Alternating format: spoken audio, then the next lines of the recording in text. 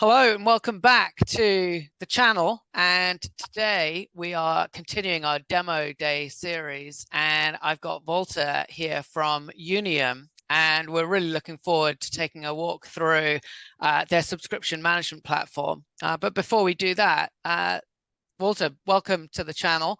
It'd be great Thanks just so to maybe introduce a little bit about yourself, your role, and maybe a little about Younium.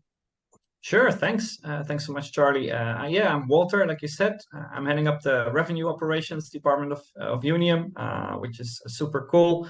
Trying to prepare us for scaling. So we are, of course, already a scaling organization, but we plan to do much more of that and to make sure that all the commercial operations are aligned and streamlined towards the common goal is what I try to do. And I look very much forward and I'm enjoying doing that. Younium itself is a subscription management system, like you said, Charlie, not to manage your supplier subscriptions, but your customer subscriptions, exclusively made for B2B SaaS companies that have some sort of advanced subscriptions. So think more of the negotiated deals, not so much the Netflix type, like click and select and pay and check out type of things, but more the like, okay, every AE was creative in signing a new deal. So every subscription can look different. Subscriptions get upsold twice per year or downsold, and there need to be some sort of metrics around the business performance about the subscription. So, what is the new deal values? What is the upsell values? What does the churn rate look like? How is my recurring revenue doing? How is my revenue recognition doing? And things like that. So, originally founded Younium in 2017, our CEO Niklas did, based on a company where he worked at, where this exact thing was missing. So he was looking for a tool like this, looked through the market and realized like, yeah, there's tools that do the Netflix things. There's tools that you can customize in a way that they do the advanced things, but there's not really an intuitive, fast SaaS solution that can handle what I'm doing. And he spoke to other SaaS companies and realized there's more like-minded souls. And then he founded Younium, and it's been a hell of a ride so far. Oh, that's brilliant. Thanks so much for that background. And for viewers, this is the first time they've been through this demo day. I'll take on the role in some ways of one of your target customers, and hopefully get to ask some of the questions that other buyers might think of asking, but might not necessarily have come onto a personalized demo yet. So, in that spirit, when you think about the kind of target customer segments that you are focused on and where you're winning business, what do those companies look like? So all need to be like the biggest part of their revenue model needs to be some sort of subscription-based or usage-based agreements, pretty much. They need to have some sort of, typically they have some sort of revenue established already, right? So, I mean, if you have like one agreement, you can probably still manage it in Word and Excel, but as soon as that stacks up, it becomes a bit more tricky. They need to be ambitious companies, need to scale. And why do I say that? It's usually our solution has a lot of room for internationalization, multi-currencies, multi-legal entities. So it's typically not companies that have the ambition to grow big in a certain province in a country. They usually are internationally oriented companies. They have creative salespeople, and they at least have salespeople, right? That work in a CRM system, that want that CRM information to be in the core subscription. All that information is not entered twice, but it's just integrated in a seamless way. They have some sort of finance system as well, where they want to make sure that the invoice information, all the subscription information is also interchanged between those two. So that is important. They need to be B2B only, never B2C. So and they need to be typically SaaS companies is where we shine the most. That's and is there a point on their journey? So if I think about maybe I'm setting up a startup, I've got this idea and we're going to do some recurring charging to our customers, and then maybe I've built something myself, or maybe I'm just using a Stripe API. At what point do things get too difficult that I now need to start looking at something more advanced? Yeah, usually I think for many companies that sometimes hits between like the 1 and 3 million ARR range, that they really feel like, okay, you know, my spreadsheet is now exploding. The agreements every time looks different, so I need to manually adjust stuff in Stripe or in whatever tool I've made for myself that kept it working until this point in time. Usually there's a yeah, that can either be like depending on the complexity of the subscription, that is around 100 customers, or if they're super straightforward, that can be maybe 500 customers. But super complex, we have customers that just started, have 9 subscriptions, but each of them are so unique. They're all every product that they sold has different tiers. Then it already makes sense super soon. So we also have startups, but we have the easiest job in sales, if I can say it like this, when the company has established revenue of around 3 million euros, or B, it doesn't matter for. So that is when we have an easier time, because then the value of Younium comes forward a bit more, because usually they have also some sort of funding that they need to do with a bit more, not so much angel investors, but actual private, what they call them, venture capitals. And then you need some metrics and you need some proof behind for the due diligence to make sure you can actually get a good deal, get a good enterprise value on your negotiation. That's where we shine, because we have all those metrics in the product that really show the investor, like, look, our business is solid. We can back up. We put our money where our mouth is, right? And in these times of economic decline, a high enterprise value is super important, of course. So that's I think roughly where it becomes easier. Yeah, yeah. And do you see, obviously, SaaS is all about subscriptions and recurring revenue. Are you seeing other industries, I don't know, manufacturing or energy or any of these other industries that are trying to move towards more of a subscription model? Yeah, there's a large, I think globally, there's a large servitization trend, I think it's called, where a lot of people like the predictability of recurring revenue, right? Because it's predictable for both the consumer and the supplier. You have predictable revenue as a supplier, but as a consumer, you also know, okay, this cost is always going to leave me every month, so I can budget and account for that. So you see a massive shift in the market. We, however, have decided to keep our clear eye on the horizon of SaaS, because that industry alone is growing to ridiculous heights, and it is more than enough for us to become a unicorn 10 times over. So we have a strong, dedicated focus in this market. Yeah.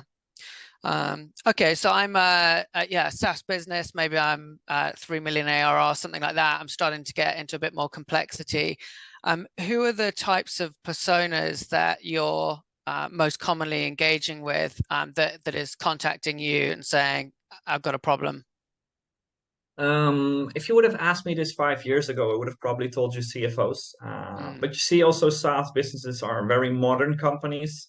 They are very much delegating responsibilities, and also you see customer success. That was also maybe 10 years ago more of a support department, right? You would call them when shit hits the fan. Pardon my English there, sorry. You would call them at those times, and now they're more of a monetization engine, right? You know that better than anyone as RevOpsCharlie.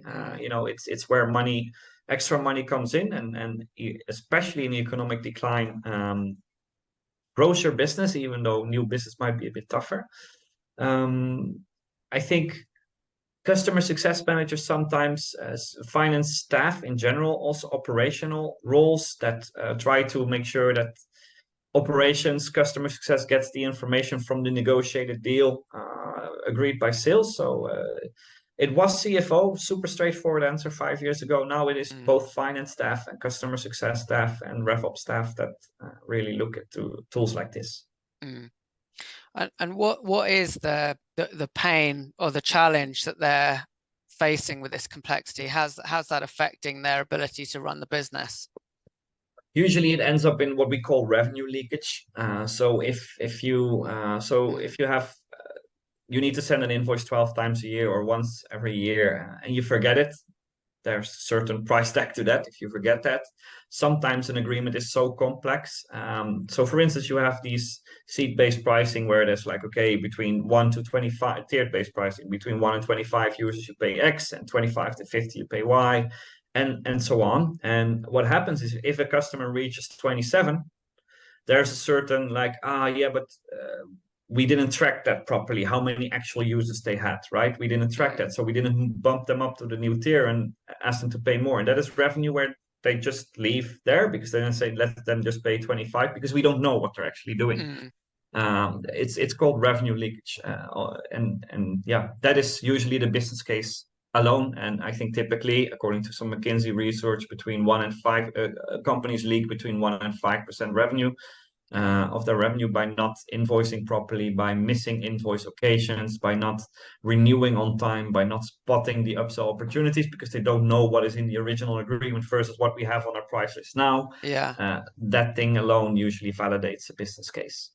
So just so I heard that correctly, so it was some McKinsey report there, but between 1 and 5% of revenue just isn't billed that is due to the company. Exactly. Yeah.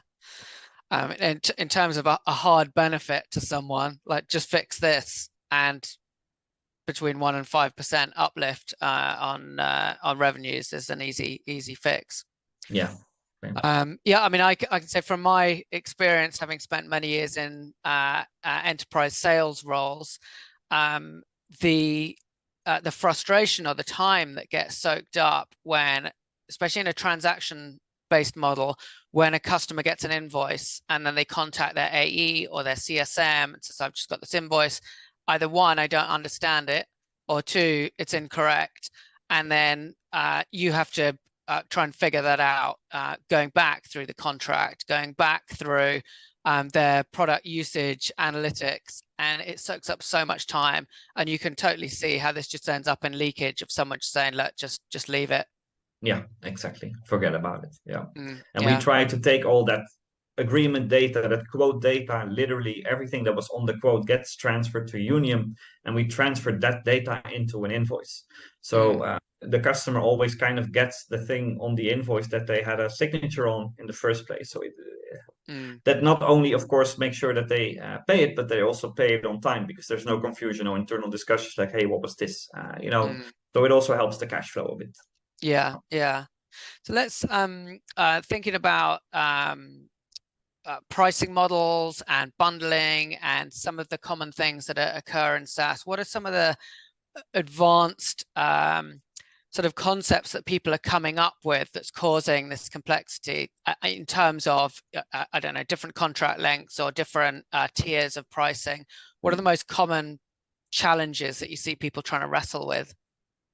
I think that's it's more, the complexity is more in sales, because sales usually has customers that always want something else, right? You speak sometimes to a bank and they have certain processes like, I want to have this now, and then you speak to another company and they want this, and then another company just wants a flat fee. It's like, no, I don't want it. And to give sales that freedom is usually not the right answer for these companies. They just say, no, this is our price model, you need to stick to it, and then you lose deals because and we try to solve that by just promise whatever you want and customize the pricing model in that sense to what you believe is best for this customer, so you can always sign them, because we will get it managed in the financial backend. We will get the revenue recognized, we will get the metrics up and running, and we will build the agreement that you come up with.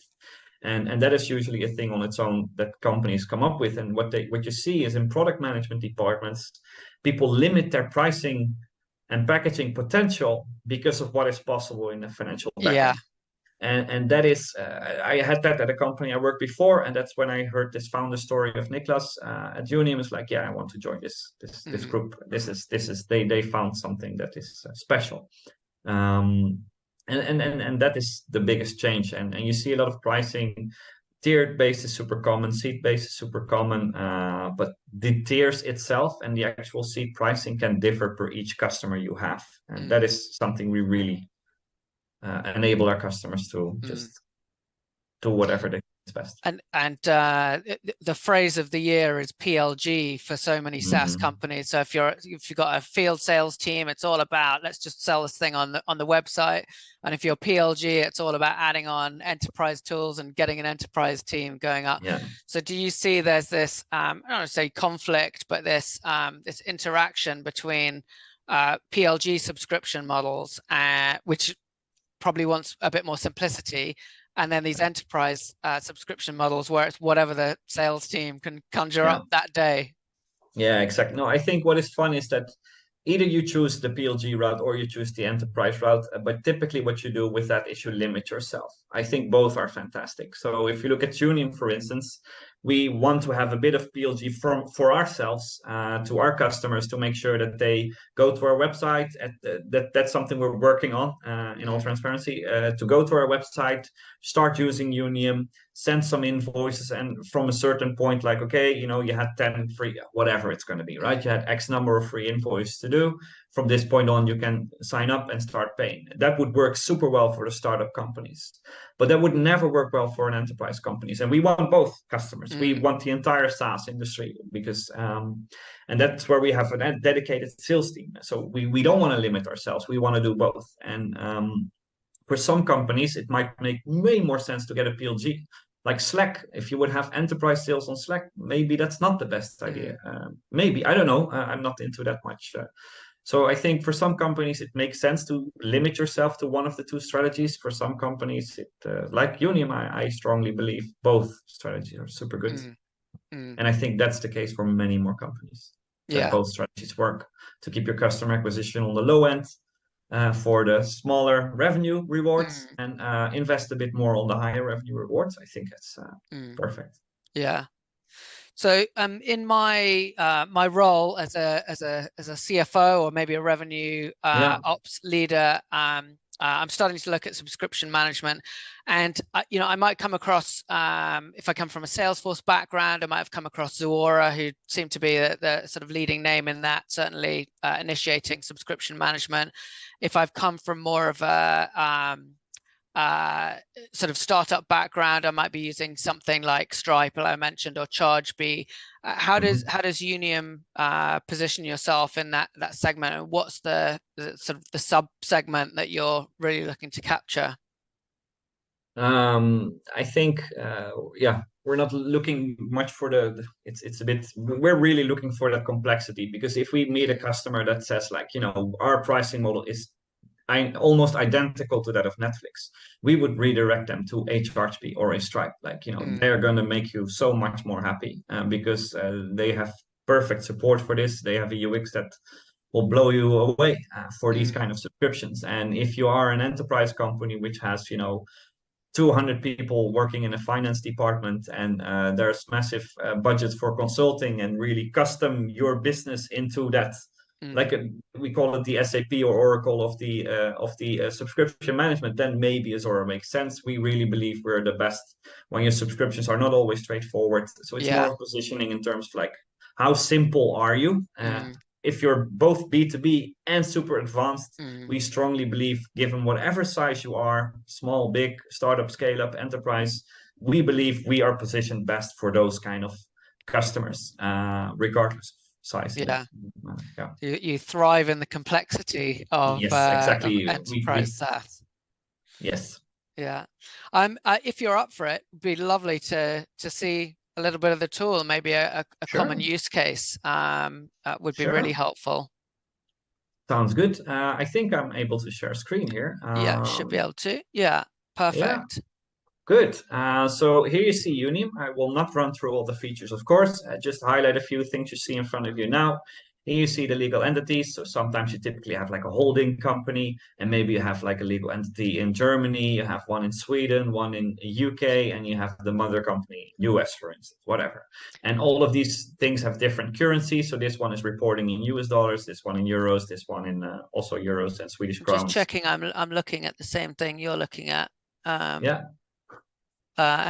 seeing short-term ACV, like the main. Yeah. Sorry, maybe I was looking somewhere else. Okay. No, I'm on the top right with my pointer here. Okay. I don't know if that's working. But that's where you have the legal entities, and you can switch in between, and each of them has their own base currency. And of course, the parent consolidates the revenue in the base currency as well, in the correct one. And then here you're starting off with some insights. We call them in 3 categories. You have bookings, which talk about all the new business events, or all the business events, like how are your new deals, your upsells, your downsells, your churn, how is your renewal performance, how is your net revenue retention doing. You have the more subscription revenue. So this is more like the sales and CS heads that look at that, and maybe the CEOs. The subscription revenue is more the finance and the CS teams that look at these, like, okay, how's my recurring revenue? Where does my revenue come from? How is it per product, per region, per segment, per, you know, slice and dice, and that kind of thing? How is potential usage revenue doing? And the more financials for the actual FP&A specialist and the detailed finance staff that really wants to look at, like, how is the invoicing, how's my cash flow, how am I recognizing revenue, and things like that. So that is really the insights, and this is usually what investors really like about the tool. I will just create a typical subscription, and just to show you how a customer or a normal or complex subscription can look like. So you have an invoice account and an account. Those are in this case the same, but you sometimes have, you know, you sell something to McDonald's in Dublin, and that is your account, but the invoice needs to go to the head office in McDonald's Chicago, which is the head office, right? So then you have a nuance there, but you also see that in reseller structures where you a reseller sells your software on behalf of you, and they also sometimes need to send the invoice to the using customer, sometimes to the reseller, and check kickback fees and things like that. It's already a lot of complexity in just selecting an account, right? Then you have the legal terms of a subscription. So let's start this on the 1st of October. The terms, 12 months. If it renews, again 12 months. Do you want Younium to automatically renew that for you, or do you want to click a button every time? You see that sometimes when you have RFPs or tenders, right, that you sign up for a 7-year contract with the government, then this is typically switched off. Then you have a product, and then of course you make a price list here in your product section, and then you can just call upon those products when you have them. So you select a server, and then you have typically maybe in SaaS a starter, professional, enterprise edition of that product. And now comes kind of where Younium's strength kicks in, because a product is not just a product, it is customizable on each level. So in this case, this recurring base fee is a flat fee of 300 euros, and we can be fine with that. And this is a usage fee, and we can say, like, okay, this is not going to be invoiced in advance. This is based on the consumption that the customer has. So they have access to the platform for 300 euros a month, but then on top of that, they get invoiced monthly in arrears. Like, okay, you ate 10 bananas in the warehouse. We will invoice you €1 per banana, or you ate 20. Now we need to invoice you 80 cents per banana. And you can set up certain tiers for that. So in this case, the tier list is quite simple, but let's make it a bit more fancy. So you can say from 0 to 10,000 pieces, it is zero. It is zero. You don't pay anything. That is included in your starter fee, as an example, right? You pay nothing per month. But if you go above that, you start to pay 1 cent per banana up to 25,000, and then 50,000 is 0.8 cents. That's not good. 0.08 cents. And then this is 0.06 cents. And that is the highest tier, for instance. Now I've customized this tier on this customer specific level, whereas you don't have to completely configure a new product and then, like, okay, this is a new product tier for the special bank that we sold to now. This is just the same product, but you configured it differently to this agreement for this specific requirement. Then they also were annoying and said, we want to have an add-on, but we want this add-on not to start when the order starts, which means align to order. We want to start this specifically on the 1st of January. That's why we want this add-on to start, because we don't want to pay for that right away, because we're going to be onboarding and we don't have time for that later. So we want to only pay for that for the 1st of January. So that is another thing you can customize your negotiations on. And that is when you're happy, you activate the subscription, and you, from that point on, include it in the billing cycle, and it will be invoiced according to the wishes. And invoiced can mean like an e-invoice, it can be an email with a PDF, it can be credit card withdrawals, or a direct debit kind of agreements that you make, of course, in the negotiations of that. So that is the short rundown, because if you want to see anything else, of course, let me know. No, that's really insightful, and I can imagine when companies are really starting out, they've got this huge sense of experimentation and just trying things and hypothesis and A/B testing. And then as companies get larger, everything just gets like set in concrete. It's like, well, we can't look at our pricing until next year, or it takes too long. Seeing what you're showing me there in terms of being able to change a pricing model for an individual customer, I can see how you could start to have a lot more testing and hypotheses around how you might change on a monthly or quarterly basis and test out different pricing models. Exactly. Yeah, and that experimentation is another value driver, we believe. Like, don't limit yourself in pricing and packaging, because especially, you saw with the economic downturn, like, people were really on the value. Like, I don't feel I get the value, and there was a lot of churn, and there was a lot of negotiations down in price. And if you can be flexible in your pricing model and say, like, okay, let's move part of our fixed fees, let's transfer those into usage-based fees, and then the customer has more grip on their cost. But if you cannot process usage-based fees, I mean, then you will either not have the revenue, or you will just not do it and lose the customer and get churn. So it's having this flexibility means a lot to our customers, I would say. Yeah. And then just thinking about the wider sort of financial operations ecosystem, I might have NetSuite, I might have Sage, I might have any other kind of accounting platform, and then I might have my CRM, my HubSpot, my Salesforce. What are the sort of most common integration flows that you're experiencing? So typically you see with Salesforce, what we do is we synchronize the products that you just saw in the product in Younium. We synchronize them to the Salesforce playbooks, price books, sorry, so that when sales creates an opportunity in Salesforce, that they can just select the products like they would normally do. They would name their terms like they would normally do. But when that deal hits closed won, right? When it finally hits that beautiful stage, all that data gets transferred to Younium. So who was the customer? What was the agreement? What discounts did you give? What were the tiers agreed? What was the service periods agreed? And we transfer that in what we call a draft subscription. And that draft subscription hits usually a finance department and says, hey, Charlie just won a deal. Give him a big hug and a bottle of champagne, but also check this subscription if he didn't forget to enter a payment term, for instance.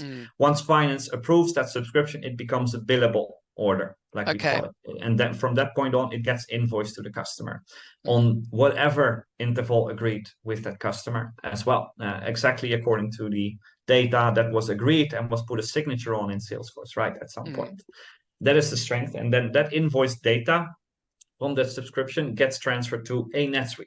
Like, hey, NetSuite, look, this customer has 10 users of this cost for this service period. Please go and invoice them.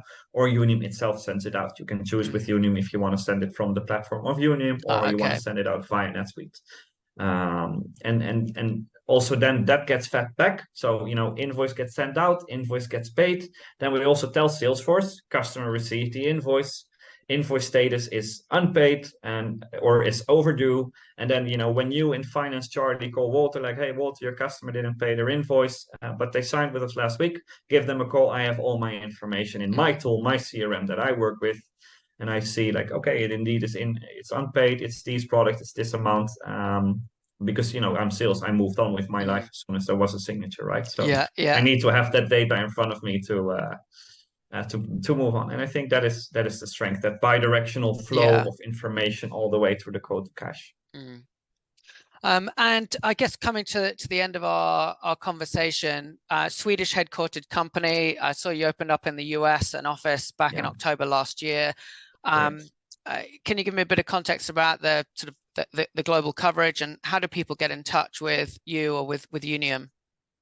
So it was originally founded in Sweden. Our founder Niklas lived in Stockholm, so we established the head office there together with our CTO Fredrik, who established the development office in Malmö. So it's European or Swedish developed in that sense. Then in 2020, when we had 3 years of traction, they thought it was a good idea to expand to Amsterdam. That's when I jumped in and then opened an office here in Amsterdam. That was that was a success. So really happy with the performance of the coverage of Europe is kind of complete with that. We have our data also in Europe in that sense. And then last year it felt like we have a good footprint. We have a strong brand in Europe. Let's see if we can expand our success to the US. So we're starting up the teams there, booting up the offices, the legal entity paperwork, which was super fun, of course. Now we're getting traction there, and hoping to have another success story to share maybe next year on your podcast about the US. Fantastic. And so come to the website. Come to the website. It's the easiest. You can reach out to me on LinkedIn. I'll make sure I'm happy to give you a tour myself to the product, or at least get you in touch with the right people you want to speak to. But of course, Yeah, that's brilliant. Well, thanks very much for sharing the story and walking us through the tool, Walter. I really my appreciate it. pleasure, Charlie. My pleasure. Thanks so much.